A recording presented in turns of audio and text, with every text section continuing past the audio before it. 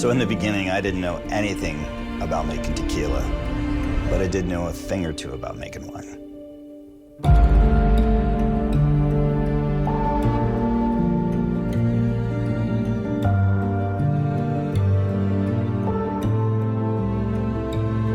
I really wanted to make my own tequila, but I really didn't understand distillation. But when I went down there and saw what they were doing, they're actually making agave wine. It's kind of my jam right there. But all I could find really in the marketplace was bulk. And that's when I met the Aceves brothers.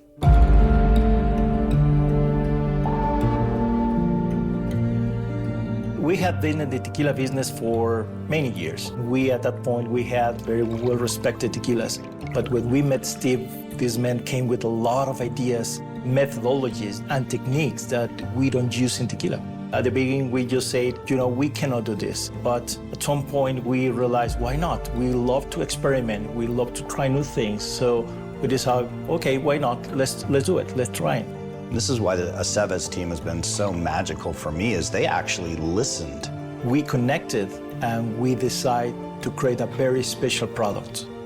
So it was at this point, I knew we were going to go deep. And my wife could see the look in my eyes, so down the rabbit hole we went.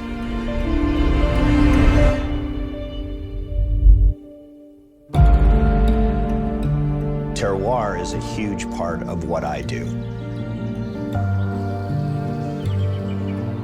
In fact, I made this wine back in 2002, which was called 13 Appellations. It was the first wine that actually took all of Napa Valley and put it into one bottle. So this old idea came back to me, hey, why not make the first blended tequila from all of the 5 regions? A crazy idea, but at the end it's worth it because what we create is very, very complex. It actually worked so well that we made this tequila from all the 5 regions. And of course, Penta means 5. 5 regions from Mexico, Penta.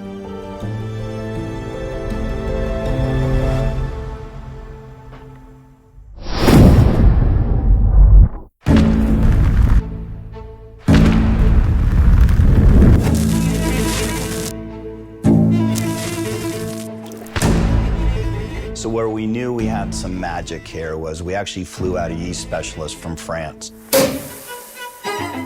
So we worked with champagne yeast from France. We worked with some of the local traditional tequila yeast. We didn't stop there though. So then we used purified well water. We used nutrients. We controlled the temperatures on our fermentation because in the end, happy yeast, happy fermentation makes beautiful product. The new yeast combination gave us a lot of butter notes and very smooth and interesting flavors that we never taste in tequila.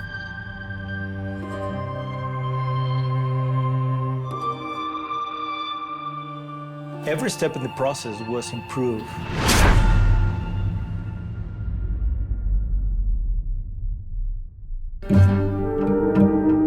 We trimmed the agave very carefully and extremely to remove all the bitterness. We cook slower and a little longer to develop more the caramel notes and develop more the cooked agave notes. We add extra time in the oxygenation that smooth the product. We cold filtrate carefully to remove all the bitterness to make it perfect before it goes to the barrels. That's where things got really interesting, working with a master distiller and asking about what their favorite oak was. So now here we go deeper into the rabbit hole, right? So of course I had to come back to Napa where we have beautiful coopers that can help us, and that's where it got fun. So we brought in all kinds of new French oak, new American oak, and Hungarian oak, of course from multiple forests, multiple toasts. 42 different barrels from different woods, from different regions, different level of char, some new, some very old.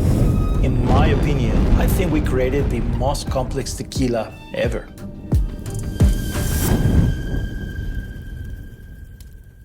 So Penta became this amazing thing, and it really was through detail. Better agave. It was doing more accurate fermentations and controlling the fermentation temperatures. It was better distillation. And of course, the magic being the final secret ingredient, the wood. Sometimes when you are drinking Penta, you don't think that you are drinking tequila. It's so complex and so unique. The añejo, that is my favorite, is like a candy. Penta's much more than just a tequila. To me, two families, two cultures, two worlds, two crafts have really come together powerfully. And I think the most common driving factor for both of us, we both want to make the absolute best tequila in the world. This is Método, Penta, Quintessência.